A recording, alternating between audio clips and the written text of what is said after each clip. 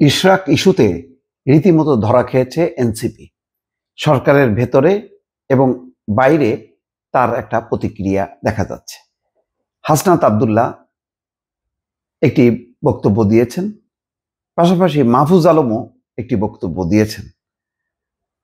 হাসনাত আব্দুল্লাহ বলছেন, দুই উপদেষ্টার পদত্যাগ চাওয়া স্বাভাবিক কোনো বিষয় মনে করি না। আর মাহফুজ আলম বলছেন, ব্যক্তির আদর্শ সম্মান ও আবেগের চেয়ে দেশ বড়।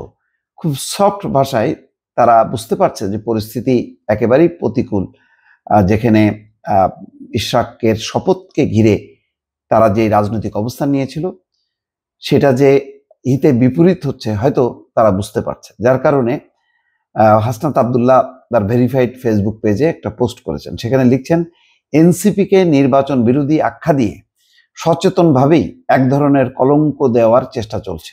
পাশাপাশি ছাত্র উপদেষ্টারা দীর্ঘ সময় ক্ষমতায় থাকতে চায় এমন গুজব ছড়িয়ে নেতিবাচক ইমেজ তৈরি করার নানা কার্যক্রমও চলমান। এই চক্রান্ত কয়েকটি দিক থেকে পরিচালিত হচ্ছে, অথচ এনসিপির আহ্বায়ক নাহিদ ইসলাম নির্বাচন নিয়ে দলের অবস্থান স্পষ্ট করেছেন। গতকাল 21শে মে এনসিপির অস্থায়ী কার্যালয়ে অনুষ্ঠিত এক সংবাদ সম্মেলনে তিনি বলেন, প্রধান উপদেষ্টা ডিসেম্বর থেকে জুন পর্যন্ত যে সময় দিয়েছেন আমরা সেটিকে সমর্থন করছি। এর মধ্যে নির্বাচন হতে পারে, তবে আমরা এর মধ্যে বিচার এবং সংস্কারের কথা বলেছি। এটা খুব যুক্তিসঙ্গত হলো না। সংস্কার 6 মাসের মধ্যে শেষ হয়ে যাবে না এবং বিচারও শেষ হবে না, দুটোই চলমান থাকবে, সেই কথাটা কিন্তু বলেনি। হাসনাত আব্দুল্লাহ লিখছেন, অন্যদিকে ছাত্র উপদেষ্টা মাহফুজ আলম 10ই মে বলেন, ডিসেম্বর থেকে জুনের মধ্যে নির্বাচন হবেই। তিনি একাধিকবার নির্বাচন বিষয়ে এই অবস্থান স্পষ্ট করেছেন। তারপরও দুই ছাত্র উপদেষ্টার পদত্যাগের দাবিতে রাস্তা অবরোধ করে আন্দোলন করা কিভাবে গ্রহণযোগ্য হতে পারে?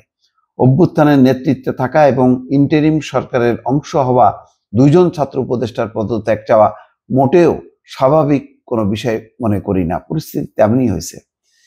এনসিপি নেতা লেখেন, অন্যদিকে আমাদের সাবকনশাস মাইন্ডে আর্মিকে রাজনৈতিক সালিশের ক্ষমতা দিয়ে দেওয়ার প্রবণতা দেখা যাচ্ছে, অথচ বিএনপি ঐতিহাসিকভাবে সেনাবাহিনীর রাজনৈতিক হস্তক্ষেপের ভুক্তভোগী একটা দল।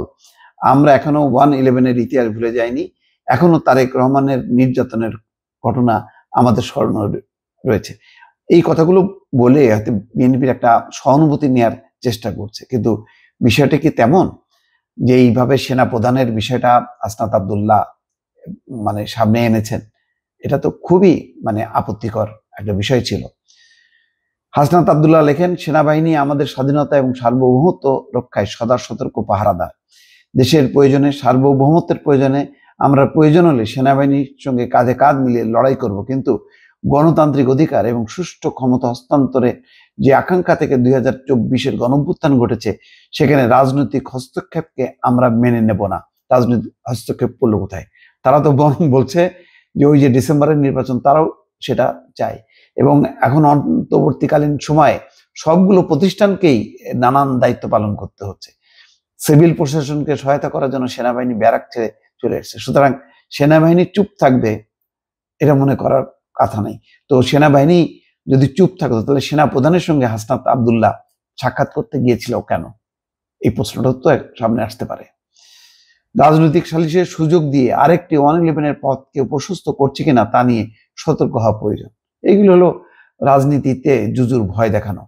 তিনি লেখেন, আওয়ামী লীগ নিষিদ্ধ করার আন্দোলনে আমরা যাদের পাশে পেয়েছি তাদের প্রতি আমাদের ঐতিহাসিক কৃতজ্ঞতা থাকবে।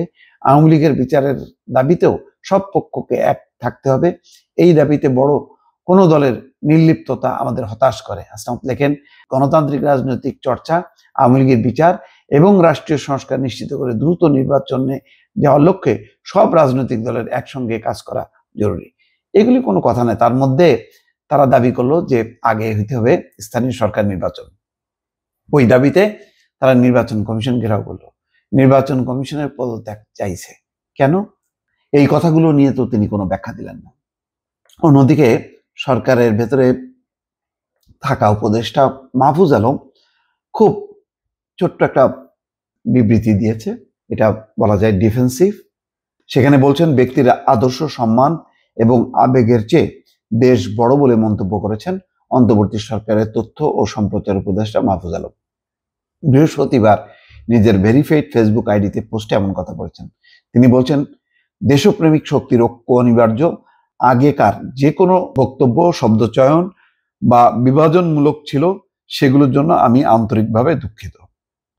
দুঃখ প্রকাশ করছেন যে কিছু শব্দ চয়ন করেছেন, বক্তব্য দিয়েছেন যেগুলি বিভাজন ছিল, দুঃখ প্রকাশ করছেন। সরকারে আর একদিনও থাকলে অভ্যুত্থানের সকল শক্তির প্রতি সম্মান এবং সংবেদনশীলতা রেখে কাজ করতে চাই।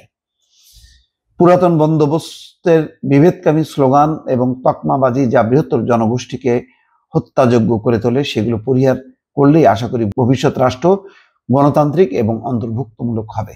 তিনি লেখেন, বাংলাদেশের শত্রুরা ঐক্যবদ্ধ, আগ্রাসী, সার্বভৌমত্ব এবং গণতান্ত্রিক সকল প্রতিষ্ঠান হুমকির মুখে। দেশপ্রেমিক জনগণ যারা জুলাই অভ্যুত্থানে ঐক্যবদ্ধ ছিলেন তাদের সামনে দীর্ঘ পরীক্ষা। এই পরীক্ষা ঐক্যের এবং ধৈর্যের। এই পরীক্ষায় যেতেই হবে।